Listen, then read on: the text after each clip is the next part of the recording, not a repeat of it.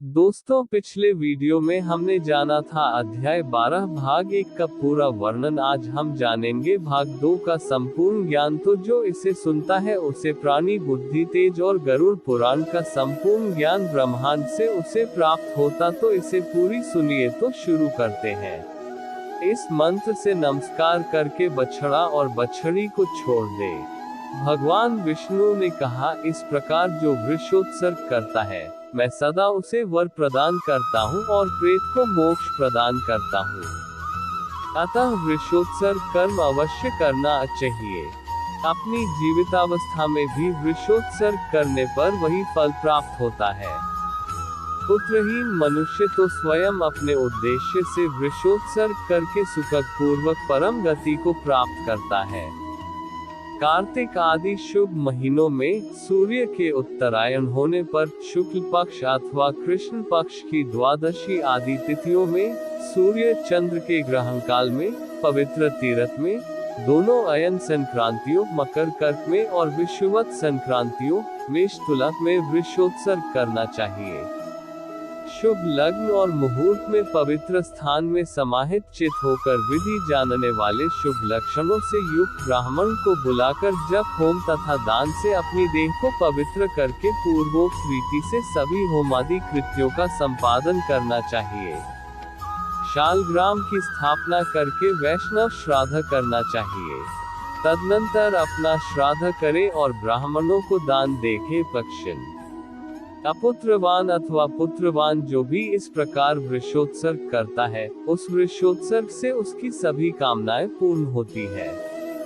अग्निहोत्रादि यज्ञों से और विविध दानों से भी वह गति नहीं होती जो वृषोत्सर्ग से प्राप्त होती है। बाल्यावस्था, कौमार, पौगंड, यौवन और वृद्धावस्था में किया गया जो पाप है, वह सब वृषोत्सर्ग से नष्ट हो जाता है, इसमें कोई संशय नहीं है। मित्रद्रोही, कृतघ्न, सुरापान करने वाला, गुरु पत्नीगामी, ब्रह्म हत्यारा और स्वर्ण की चोरी करने वाला भी वृषोत्सर्ग से पाप मुक्त हो जाता है। ये लोग महापापी कहे गए हैं, इसलिए हे तार्क्ष्य, सभी प्रयत्न करके वृषोत्सर्ग करना चाहिए। तीनों लोक में वृषोत्सर्ग के समान कोई पुण्य कार्य नहीं है। पति और पुत्र वाली स्त्री यदि उन दोनों के सामने मर जाए तो उसके उद्देश्य से वृषोत्सर्ग नहीं करना चाहिए, अपितु दूध देने वाली गाय का दान करना चाहिए। हे गरुड़, जो व्यक्ति वृषोत्सर्ग वाले वृषभ को कंधे अथवा पीठ पर भार ढोने के काम में प्रयोग करता है, वह प्रलय पर्यंत घोर नरक में निवास करता है। जो निर्दयी व्यक्ति मुट्ठी अर्थात मुके अथवा लकड़ी से वृषभ को मारता है, वह एक कल तक यम यातना को भोगता है। इस प्रकार वृषोत्सर्ग करके सपिंडीकरण के पूर्व षोडश श्राद्धों को करना चाहिए। वह मैं तुमसे कहता हूँ, मृत स्थान में, द्वार पर, अर्धमार्ग में, चिता में, शव के हाथ में और अस्थि संचय में इस प्रकार 6 पिंड प्रदान करके 10 दिन तक दशगात्र के 10 पिंडों को देना चाहिए। ये प्रथम मलिन षोडशी श्राद्ध कहा जाता है और दूसरा मध्य में किया जाने वाला मध्यम षोडशी कहा जाता है। उसके विषय में तुमसे कहता हूँ। मध्यम षोडशी में मलिन षोडशी की भांति ही 16 पिंड होते हैं। पहला पिंड भगवान विष्णु को, दूसरा शिव तथा तीसरा सपरिवार यम को प्रदान करे। चौथा पिंड सोमराज, पांचवा हव्यवाह हव्य को वहन करने वाले अग्नि, छठा कव्यवाह कव्य वहन करने वाले अग्नि तथा 7वां पिंड काल को प्रदान करे।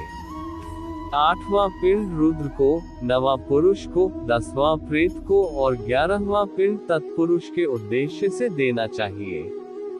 हे खग, तत्वविद लोग इसे मध्यम षोडशी कहते हैं। तदनंतर प्रतिमास के 12 पाक्षिक, त्रिपाक्षिक, 3 षाण्मासिक और 3 इन श्राद्धों को उत्तम षोडशी कहा जाता है। इनके विषय में मैंने तुम्हें बताया। हे तार्क्ष्य, इनको 11वें दिन चरु बनाकर करना चाहिए। ये 48 श्राद्ध प्रेतत्व को नष्ट करने वाले हैं। जिस मृतक के उद्देश्य से ये 48 श्राद्ध किए जाते हैं, वह पितरों की पंक्ति के योग्य हो जाता है। इसलिए पितरों की पंक्ति में प्रवेश दिलाने के लिए षोडशोपचारिक मलिन, मध्यम तथा उत्तम षोडशी करनी चाहिए। इन श्राद्धों से विहीन मृतक का प्रेतत्व सुस्थिर हो जाता है और जब तक षोडशोपचार संज्ञक श्राद्ध नहीं किए जाते, तब तक वह प्रेत अपने द्वारा अथवा दूसरे के द्वारा दी गई कोई वस्तु प्राप्त नहीं करता। इसलिए पुत्र को विधान पूर्वक षोडशोपचार का अनुष्ठान करना चाहिए। पत्नी यदि अपने पति के उद्देश्य से इन श्राद्धों को करती है तो उसे अनंत श्रेय की प्राप्ति होती है। जो स्त्री अपने मृत पति की और्ध्वदैहिक क्रिया क्षयः श्राद्ध, वार्षिक श्राद्ध तथा पाक्षिक श्राद्ध, महालय श्राद्ध करती है, वह मेरे द्वारा सती कही गई है। जो स्त्री पति के उपकारार्थ पूर्वोक्त श्राद्धों का अनुष्ठान करने के लिए जीवन धारण करती है और मरे हुए अपने पति की श्राद्धादि रूप से सेवा करती है, वह पतिव्रता है और उसका जीवन सफल है। यदि कोई प्रमाद से, आग से जलकर अथवा जल में डूबकर मरता है, उसके सभी संस्कार यथाविधि करने चाहिए। यदि प्रमाद से, स्वेच्छा से अथवा सर्प के द्वारा मृत्यु हो जाए तो दोनों पक्षों की पंचमी तिथि को नाग की पूजा करनी चाहिए। पृथ्वी पर पीठी से फर्ण की आकृति वाले नाग की रचना करके श्वेत पुष्पों तथा सुगंधित चंदन से उसकी पूजा करनी चाहिए। धूप और दीप देना चाहिए तथा तंडुल और तिल चढ़ाना चाहिए।